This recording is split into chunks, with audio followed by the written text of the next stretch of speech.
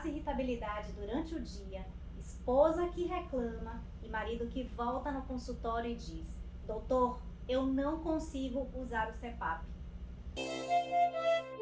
Bem-vindos ao Pode Ouvir, o seu podcast de ouvido, nariz e garganta. Eu sou Adriana Silveira e hoje eu converso aqui com Ícaro Montenegro, abrindo uma nova temporada de podcasts com convidados de outras especialidades.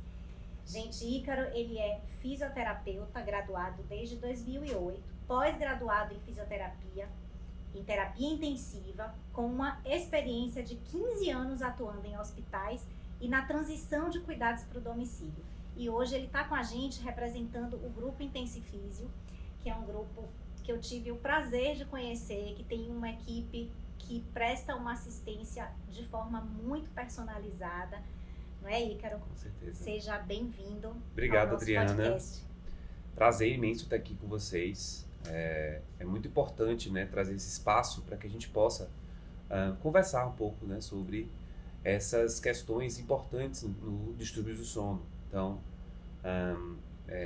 muito obrigado. Acho que vai ser uma conversa muito rica e muito produtiva.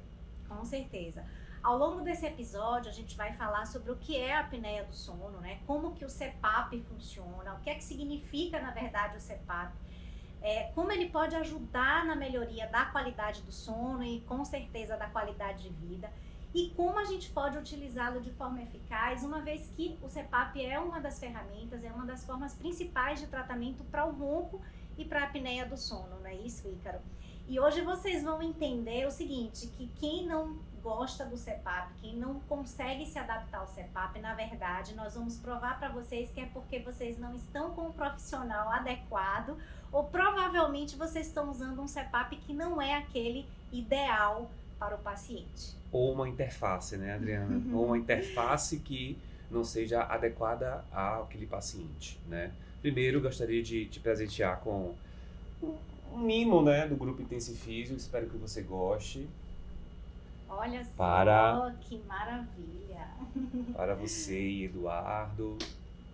Eu acho que... Uau! Eu acho que Ai, gente, olha vocês só. vão Muito gostar, viu? Acho que é importante a gente celebrar momentos, né? Então, eu falo sempre, a gente não coloca um CPAP, a gente não coloca um aparelho para o paciente, né? A gente melhora o bem-estar dele, a gente devolve a confiança dele para determinados tipos de ações e situações na família. Então, é importante que a gente entenda essa missão mesmo, né? De não só ofertar um tipo de dispositivo que vai melhorar o sono dele, mas é como a gente sempre comenta, a gente melhora a qualidade de vida dele. Quando a gente melhora a qualidade do sono, obviamente a gente melhora a qualidade de vida e propicia aquele paciente a de novo ter momentos de felicidade com o seu ente querido, os seus filhos e tudo mais. E principalmente com a esposa, né? Isso, que é perfeito. uma das pessoas que mais reclama quando acontece o ronco, porque não só prejudica a qualidade de vida da pessoa, né, como do seu companheiro, né, ou companheira. Perfeito. Então, eu queria que você falasse um pouquinho, Ícaro, primeiro. Nós já tivemos um outro episódio bem bacana com a doutora Juliana Veloso, que é especialista em medicina do sono, falando sobre a apneia, mas eu acho que vale a pena, para quem tem curiosidade sobre o que é o CPAP, para que ele serve, a gente falar um pouco sobre o que é a apneia do sono, definir. Perfeito. É isso. A apneia obstrutiva, né, do sono, ela faz parte dos distúrbios do sono, de um dos distúrbios do sono. Então, nós temos, por exemplo, a apneia central, né, que é proveniente de uma alteração patológica, né, nas estruturas cerebrais que regulam a respiração.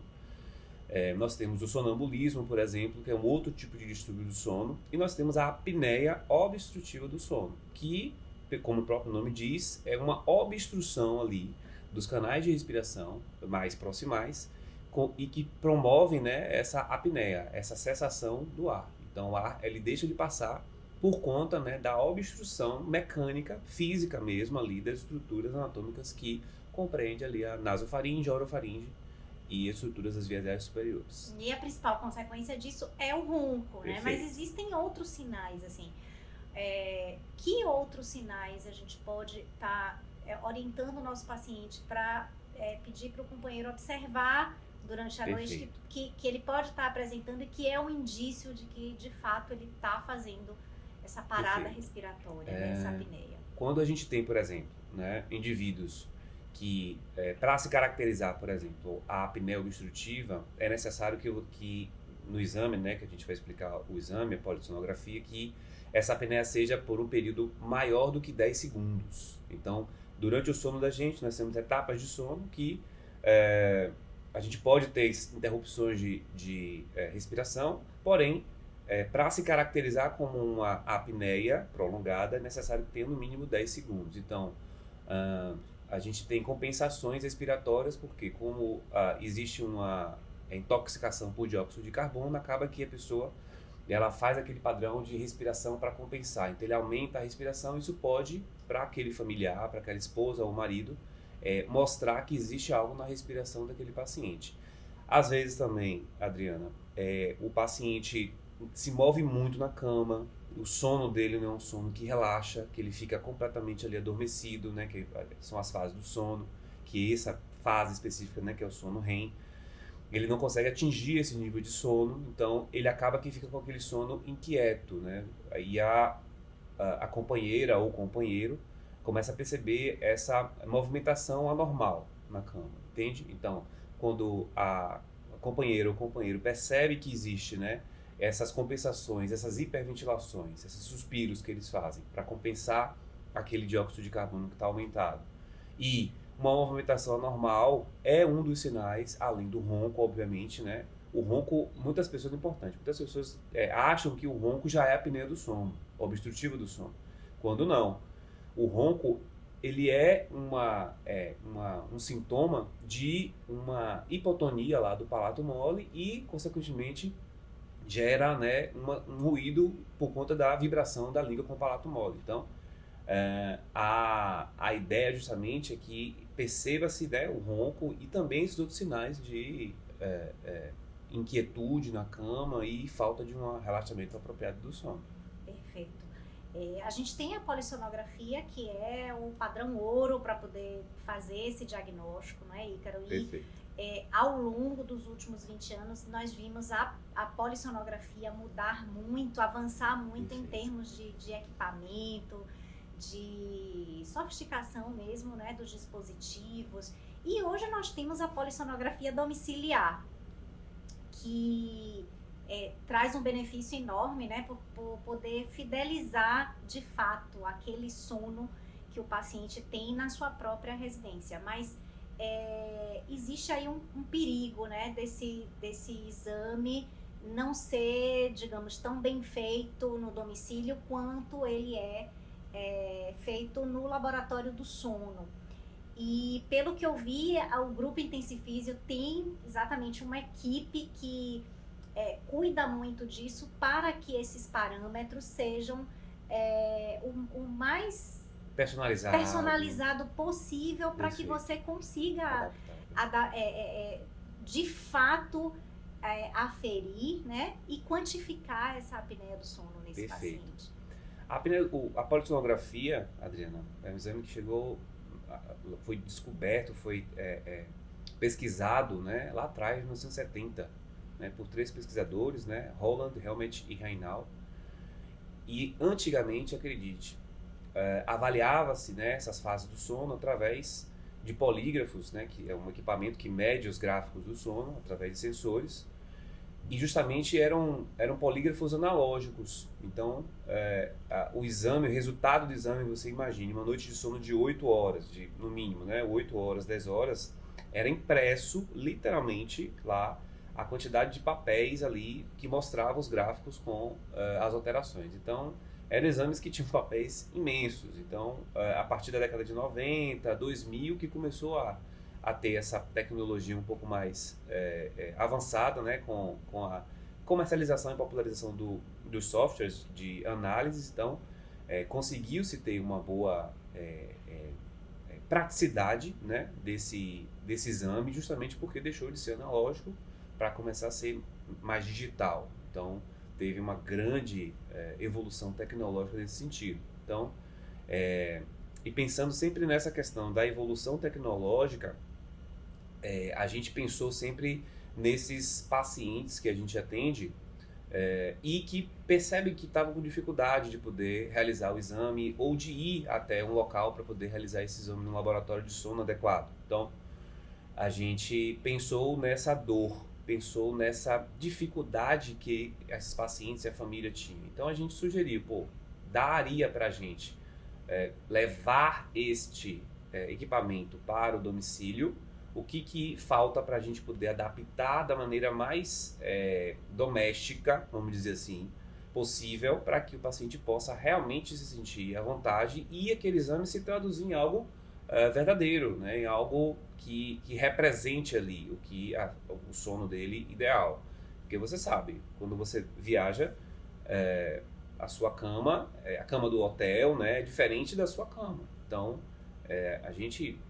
isso é normal, né? Você compra uma cama, você investe um valor considerável numa cama boa, num travesseiro bom, porque você precisa ter uma qualidade de sono. Então, aí na hora que a gente quer avaliar esse sono, a gente não coloca ele nessa condição de conforto que ele mesmo propiciou. Então, a gente pensou nessa estratégia e desenvolvemos essa forma de poder realizar esse exame no domicílio.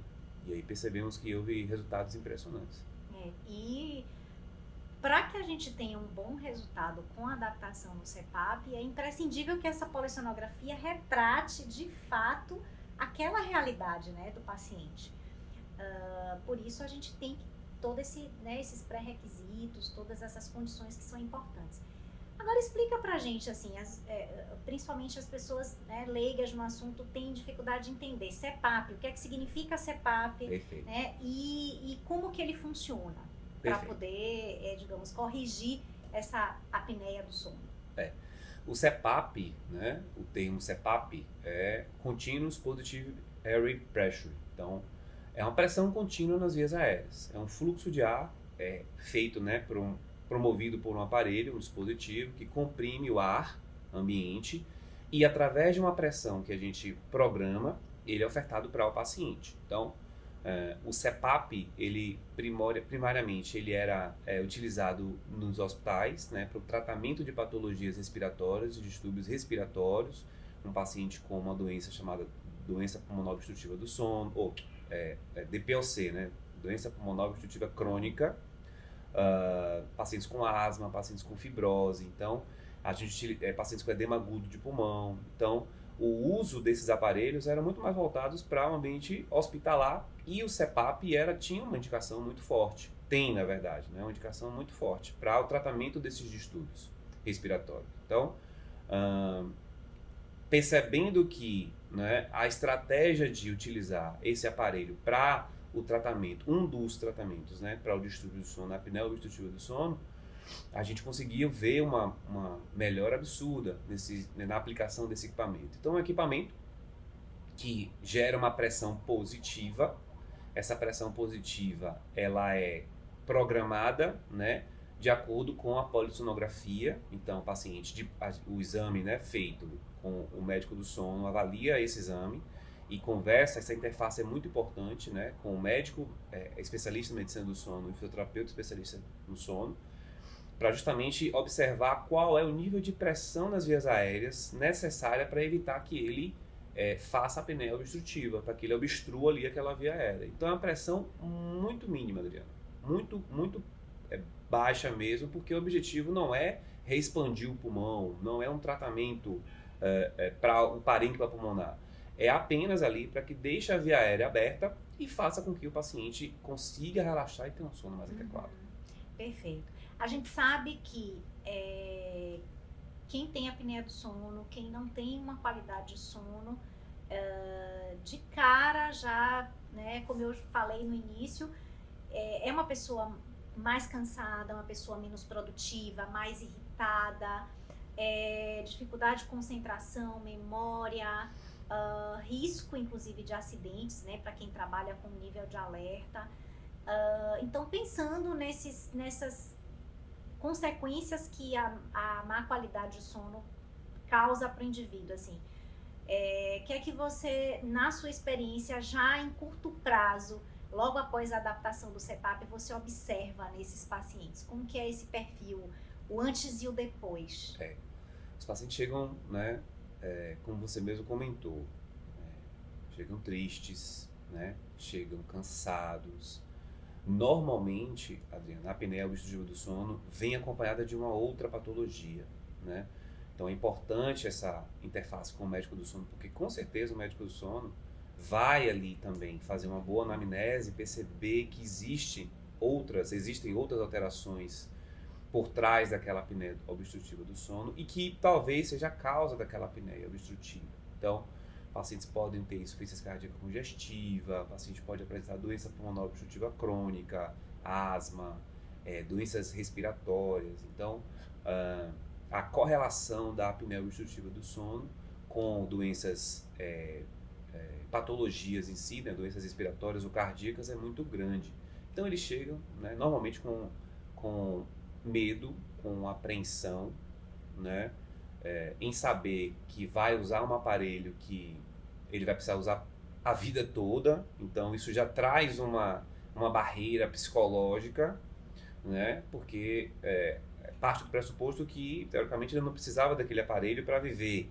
Então, eles chegam muito apreensivos, né, ansiosos também, e é importante essa conversa, é importante que a gente pare um pouco, explique detalhadamente o aparelho, explique as interfaces, porque as interfaces são talvez a parte que mais evoluiu no sentido de tecnologia e propiciou uma melhor adesividade ao tratamento, porque antigamente nós tínhamos interfaces que eram utilizadas no ambiente hospitalar que simplesmente pegaram do hospital e colocaram no domicílio, e é completamente errado. A indicação para uma interface hospitalar, existe um tempo de terapia que é diferente de um paciente que vai utilizar um aparelho por 8 horas, por 10 horas, entende? Então, a interface, a evolução das interfaces contribuiu bastante também para aquela adesividade, para aquela confiança, né, que o paciente precisa ter no aparelho e no terapeuta, né, para que ele possa melhorar a condição de vida dele, poder desempenhar as atividades dele. Perfeito. E você trouxe as interfaces, né, para mostrar.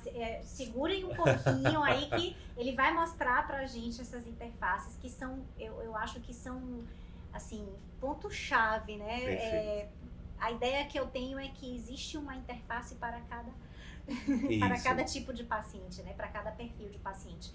E aí você falou daquele paciente que tem algumas patologias que levam à apneia do sono. Mas também o contrário acontece, né? Do paciente que tem a apneia do sono e, como consequência, ele traz comorbidades, como um sobrepeso, uma obesidade, uma hipertensão arterial, uma alteração hormonal. A gente vê muito isso, alteração dos níveis de cortisol, alteração dos níveis de testosterona, e muitas vezes a gente consegue até, digamos, convencer o paciente, né, de fazer o tratamento, de aderir ao tratamento, exatamente porque a preocupação maior dele é com o desempenho sexual, que fica prejudicado nesses pacientes que estão em longo prazo com a sua qualidade de sono comprometida, porque de fato a gente consegue mensurar até laboratorialmente a queda dos níveis desses hormônios, né? E é muito interessante como em médio e longo prazo a gente vê que esses indicadores também vão melhorando, né? Um paciente que tinha dificuldade em emagrecer e ele começa, depois da adaptação do CPAP, depois desse tratamento, ele começa a de fato aderir melhor à atividade física, porque ele está mais disposto, ele tem menos compulsão alimentar, porque está dormindo melhor, e aí consegue aderir a um plano alimentar, e a gente vê que eles vão perdendo peso, vão demandando cada vez menos, né, os medicamentos para baixar a pressão arterial. E é incrível como o paciente que está bem acompanhado, ele consegue melhorar a qualidade de vida dele com um todo, né? Então, a gente diminui risco de risco cardiovascular, risco de infarto, risco de acidente vascular encefálico, né? E é perfeito. Agora, mostra pra gente um pouquinho, né, essas interfaces. Mostrou. Porque é muito comum, né, o paciente chegar no consultório e dizer assim: eu não me adaptei ao CPAP, eu não quero usar, dormir com essa máscara é horrível, né, eu não quero. E, na verdade, eu acho que o que falta muitas vezes é uma equipe multidisciplinar ali para orientar esse paciente, um profissional que tenha experiência com o equipamento, né, para poder fazer essa adaptação. E as orientações, né, de adaptação, como fazer, de que forma fazer, e esse acompanhamento. Então, mostra pra gente um pouquinho. Perfeito. Tá? Eu acho super interessante e importante a gente sinalizar, né? Então, eu não consegui trazer, né, as máscaras nasais que eram utilizadas no ambiente hospitalar, mas aqui tá, né, as máscaras que normalmente nós utilizamos. Essa aqui é uma máscara nasal, tá? Ela é a máscara de primeira escolha, né, para o tratamento da apneia obstrutiva. Primeiro, porque ela tem algumas vantagens, né? Então, ela permite que o paciente possa abrir a boca caso ele tenha algum tipo de resistência, caso ele tenha algum tipo de restrição naquele fluxo de ar inicial. Então, ele tem a possibilidade, a liberdade do paciente conversar, né, ou ele conseguir abrir a boca para poder, né, ter alguma compensação. Então, e as máscaras nasais, hoje em dia, elas contam com dispositivos bem interessantes no sentido de higienizar, no sentido de limpar mesmo, né, essas interfaces. Então, ela é muito fácil de ser retirada, então é muito simples, né. A higienização é importante, né, Adriana? Não se deve, né, higienizar com álcool, porque como ele tem uma borda siliconada, acaba que esse silicone resseca, né? E isso pode danificar a máscara, né, a interface. Então, higienizar com água e sabão, né, sabão neutro, e diariamente, isso é o recomendado, e usar conforme o fabricante. Nós temos os prendedores, né, que também são uma evolução. Antigamente os prendedores eram bem rígidos, bem desconfortáveis. Então, como eles são de pano, então também a higienização também é feita com água, sabão neutro, né, a melhor forma que tem. Temos algumas outras interfaces, tá? Você quer dar uma olhadinha? Quero. Essa é a máscara nasal, tá? Que é acoplada apenas no nariz. Essa máscara, que a gente chama de pronga nasal, ela já tem uma diferença, tá vendo? A primeira diferença notória dela aqui já, né, é os orifícios de entrada. Então, os orifícios de entrada aqui são especificamente lá nas duas narinas. Então, o que possibilita também naqueles pacientes que tendem a ter, né, um nariz um pouco maior, uma anatomia ali do nariz um pouco diferenciada, adapta também muito perfeitamente, né, aqueles pacientes. E a correia, né, o arraes que coloca atrás no paciente também consegue ter uma adaptação melhor e consegue ali fazer uma oferta da terapia sem nenhum problema. Então essa é a pronga, né, que a gente chama de pronga nasal. Era utilizado, Adriana, muito em bebês, sabia? Nos hospitais, nas UTIs né, neonatais e pediátricas, a gente começou a perceber uma boa adesão com o uso desses dispositivos, né, com tamanhos apropriados para os bebezinhos. E aí percebeu, poxa, por que não pode desenvolver uma interface também para os adultos, já que os bebês ficavam muito bem, né, com esses dispositivos? Perfeito, eu não conhecia essa. Você sabe que no consultório os pacientes perguntam, né, quando a gente vai indicar o tratamento, aí eles perguntam: mas doutora, não tem nada assim que eu possa colocar para só abrir o meu nariz, está tudo resolvido. E eles, né, precisam dessa orientação, que não é só abrir. Perfeito. É manter aberto durante todo o período de sono para poder possibilitar um fluxo, né, constante. Bem legal. Bem legal. Tem uma outra interface, que é a máscara nasal, que tem também, ó, uma uma possibilidade bastante interessante. Deixa eu colocar aqui. Essa aqui, ela já tem todo a parte que acopla, né, que segura, ela também tem uma parte de ar, né? Então, e a parte que fixa fica atrás. Então isso ajuda também ali, durante o sono, o paciente quer virar para um lado, quer virar para o outro, essa traqueia, né, ela não fica rígida e não atrapalha ali o acoplamento.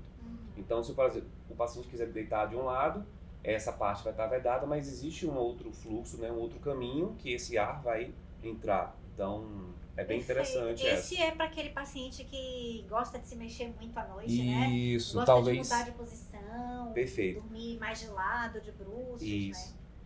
Essa talvez seria a interface que a gente usa muito essa interface no início do tratamento.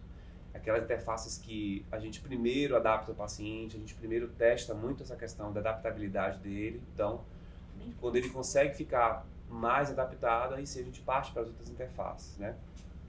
E a gente tem também, Adriana, uma outra interface, que é essa máscara que a gente chama de oronasal, né? Ou híbrida, na verdade. Essa máscara híbrida, ela tem 2 orifícios, então ela recobre tanto o nariz quanto a boca. Então, para aqueles pacientes que tendem a ter, né, uma dificuldade maior de poder deixar a boca, né, fechada, de vedar ali a boca, a gente utiliza também essa máscara, que tem um orifício nasal em cima, né, é siliconada também, e a parte da boca. Então a gente também tem a possibilidade de utilização dessa máscara híbrida, porém é importantíssimo a gente sinalizar uma coisa. Existe uma válvula de segurança específica para máscaras orofaciais. Por quê? Vamos supor, faltou energia, né? Pode faltar energia. Sim. O aparelho tem um backup de uma bateria interna, né? Que dura ali mais ou menos umas 4, 5 horas. Os aparelhos CPAP duram até um pouco mais. Mas essa bateria, vai que essa bateria também acabe. O paciente ele pode correr o risco de reinalar o dióxido de carbono, ele pode se intoxicar com o próprio dióxido de carbono, porque a máscara vai estar completamente vedada ali. Sim. Então, para essa máscara híbrida, né, orofacial, tem uma válvula, você pode identificar, que essa válvula, quando o paciente está submetido à pressão positiva, essa válvula sobe e fecha aqui esse orifício exalatório. Então, quando cessar o fluxo do aparelho, essa válvula desce e o paciente pode respirar sem problema algum, com segurança, porque ele não vai reinalar aquele ar que ele está tendo. Então, é super importante sinalizar, porque às vezes o paciente tem essas dúvidas também quando chegam lá, para poder conversar e entender um pouco melhor sobre as interfaces, né? Ou seja, a condução desse processo de adaptação não é exclusiva do fisioterapeuta. O paciente participa ativamente desse processo. Perfeito. Porque é isso que personaliza, né, o tratamento. Isso. Agora, uma pergunta, assim, que é uma preocupação muito grande do paciente já de cara quando a gente indica o equipamento, que é a questão econômica. Perfeito. Essas diferentes interfaces, isso interfere no custo final do equipamento ou no custo do aluguel desse equipamento? Como é que é esse direcionamento, né? Isso? Normalmente o que acontece, Adriano? A gente entende que quando existe um período para que o paciente consiga adaptar completamente aquele aparelho. Então, a gente normalmente, né, oferece um aluguel, né, um aluguel para justamente observar se o paciente vai se adaptar àquele aparelho, porque no mercado nós temos uma infinidade não, queria eu que fosse infinito, mas tem uma gama de variedades de aparelhos e cada aparelho tem a sua peculiaridade, né? Por mais que a gente entenda qual é a pressão ideal para aquele indivíduo, existem fluxos de ar que são diferenciados em determinados aparelhos. Os aparelhos contam também com um umidificador, isso é importantíssimo para quem tem sinusopatias, para quem tem rinites. Então, essa adaptação também com o umidificador é muito boa e é muito personalizada, é muito adaptável. Então, eticamente, a gente é obrigado a ser transparente com os pacientes. Então, a ideia justamente primeiro, alugar, né, ofertar a ele um aluguel para que ele possa experimentar aquela máquina, experimentar aquela interface e depois disso, né, a gente percebendo que ele houve uma melhora no exame, houve uma melhora relatada por ele e pela família, a gente ouve também muito o companheiro ou a companheira, que houve uma melhora no sono do paciente, a gente aí conversa com ele sobre essa possibilidade de adquirir, né, porque a ideia é que ele consiga usar, né, a vida toda. Então, mas use com qualidade, use entendendo que aquilo está trazendo benefício para ele. Né? Essa visão primordial do fisioterapeuta do sono. Né? Vocês têm um trabalho de personalização assim muito bacana, né? Depois desse primeiro encontro, essa primeira adaptação, de quanto em quanto tempo esse paciente é reavaliado? Perfeito. Acredito que em domicílio também, para poder ver o quanto que ele está adaptado, se ele está fazendo a higiene de forma adequada, Perfeito. também do equipamento. Qual que é esse intervalo de reavaliação desses pacientes? Normalmente, Adriana, a gente faz uns intervalos, né, com a mesma pessoa. É super importante que o mesmo avaliador, vamos dizer assim, né, faça essas análises, né, em torno de 15 dias. Primariamente 15 dias, e percebendo que existe uma adesão adequada, que ele está conseguindo desenvolver de maneira adequada, a gente vai espaçando isso para 20, 30, 35, depois ele vai para 3 meses, 6 meses, e aí ele fica plenamente adaptado. Quando a gente considera que ele fica ali nesse período de 6 meses a 1 ano, sem nenhum tipo de alteração. E isso a gente vai observando com os aparelhos. Tem um micro SD, né? Tem um cartão de memória, que observa ali a utilização do aparelho e as variáveis ali das pressões que foram ofertadas para o paciente. Perfeito. Na sua experiência aí de 15 anos trabalhando com isso, qual é o mito que você mais vivencia que os pacientes têm nesse processo de adaptação? De adaptação. Mito de que ele vai morrer sufocado.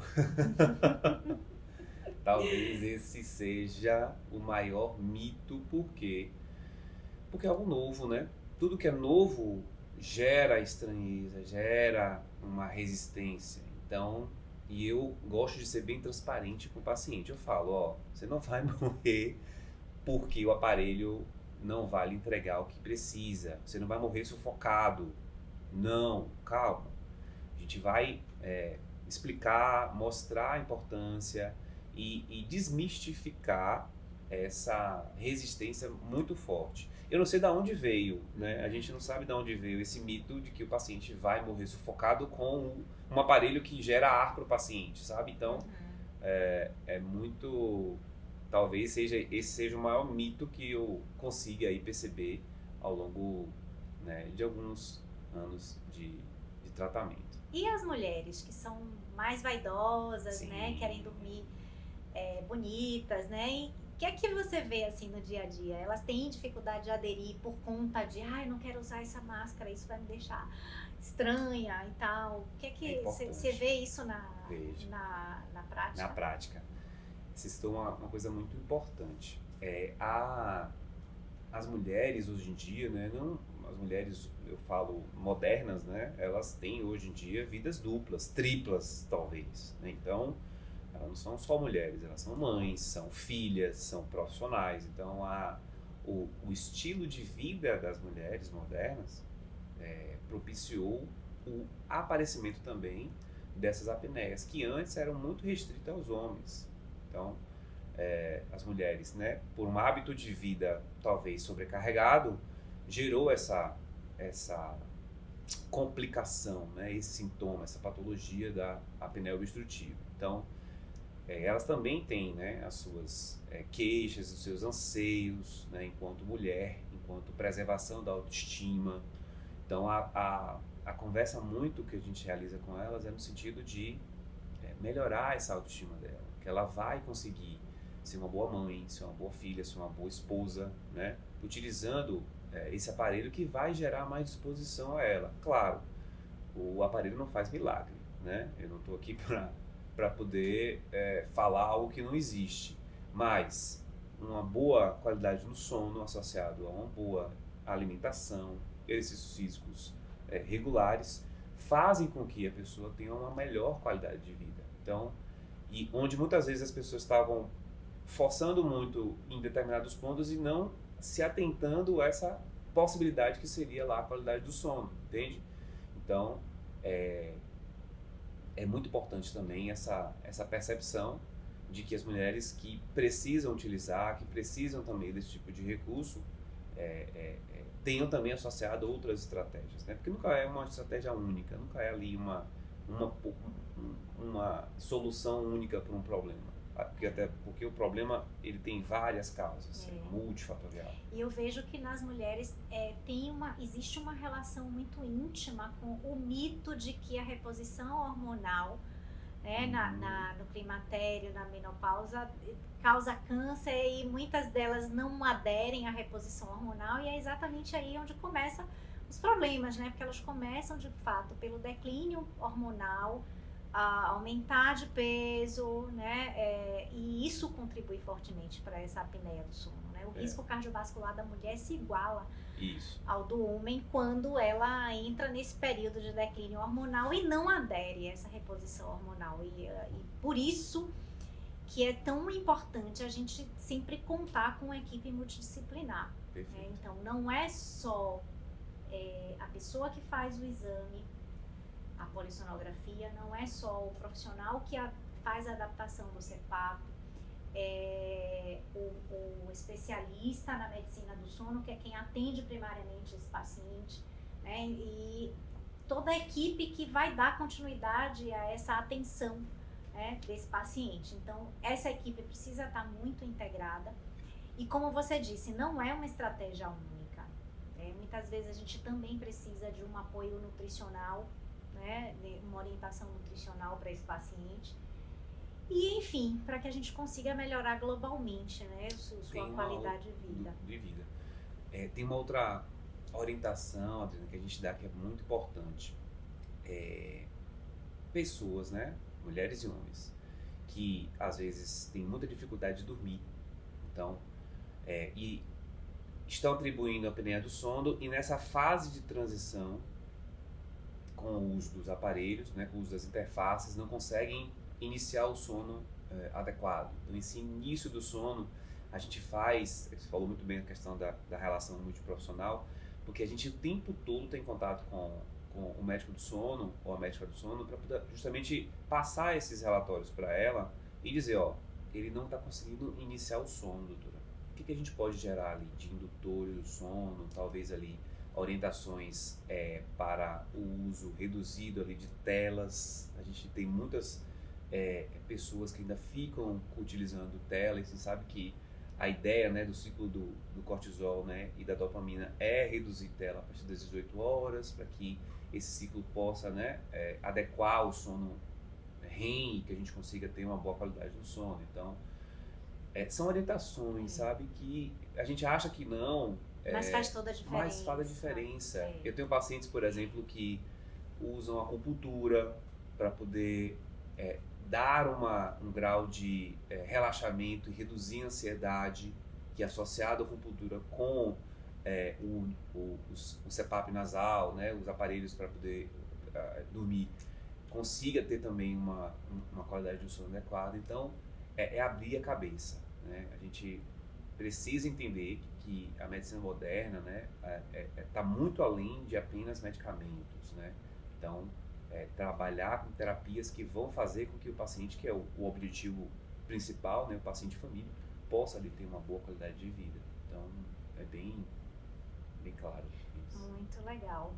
Ícaro, eu quero te agradecer enormemente pela sua presença aqui nesse episódio.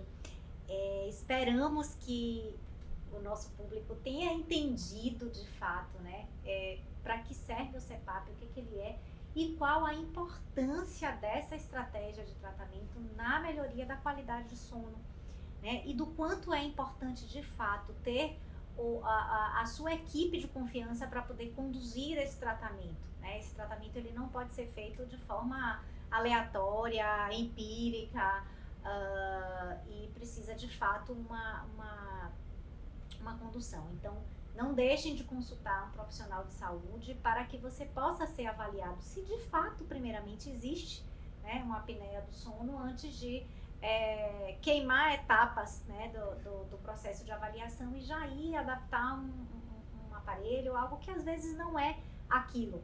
E é importante lembrar também que, além do CPAP, existem outras estratégias também de tratamento, né? Nem todos os pacientes têm indicação do CPAP, nem todos os pacientes têm indicação cirúrgica, nem todos os pacientes têm indicação do aparelho intraoral, né? Que muitas vezes também é uma opção de tratamento. Então, eu quero que vocês todos tenham aprendido muito, né? Que vocês possam compartilhar com as pessoas que vocês conhecem, que sabem que tem alguma dificuldade no sono.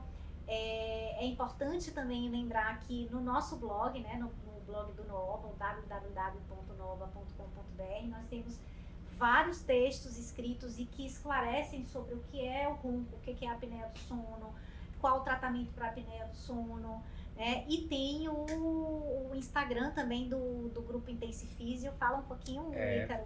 A gente tem o Instagram da gente, né, que é um Instagram voltado, né, para todas as linhas que a gente realiza ali, né? Então é o @Grupo Intensifísio, só isso, não tem, né? Underline, não tem.